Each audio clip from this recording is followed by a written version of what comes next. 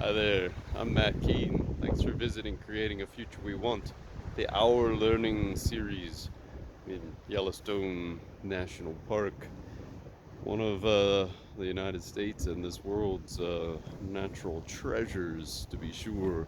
And going past some of these geysers, and I was thinking, oh, I wonder when it's going to shoot a bunch of water way up in the air. This is called puff and stuff geyser.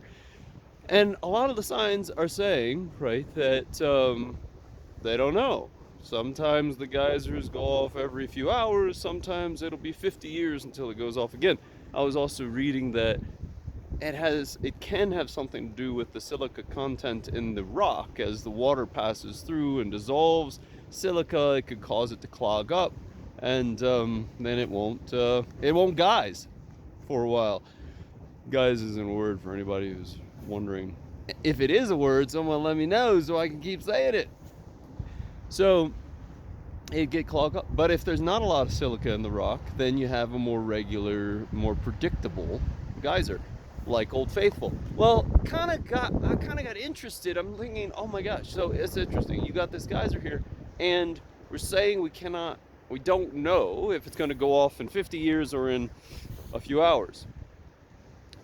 And I'm wondering if it's knowable. I'm thinking, well, you could study the composition of the geology of the structure. You could map out all of the vents all the way down to the water source, and you could insert sensors all throughout, and you probably could come up with a decent model to predict based on in changing pressures and water temperatures and the composition of the water and all that of when it's going to go off again. But it raises the question of how much should we be investing time, energy, effort, all that into predicting when one random puff and stuff geyser is going to shoot water high up into the air, and I don't even know if this one ever does. Or we shouldn't be investing our energy and time and money and all of that and care into something else. Right now, we're spending an enormous amount of effort trying to predict all sorts of nonsense, like harvesting our behavioral surplus from our use of, for instance, various very well-known search engines, in order to predict what we're going to click on or predict what it will take to get us to buy such and such a little nonsense little widget thing.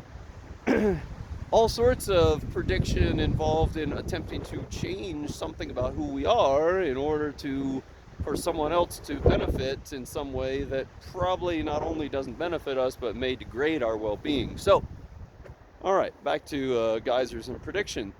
Well, how do we get better at predicting? Okay, we've chosen not to invest an enormous amount of effort in predicting when Puffin stuff's going to blow its top again. Well, what would it take to, and if we know it's crazy to be investing like billions of dollars in all of the most brilliant minds on earth into predicting how to get us to click on watching another movie or something. I believe, that to create a future we want, we need much greater attention on our values. What are the values that we prioritize or are present in various contexts and for various purposes?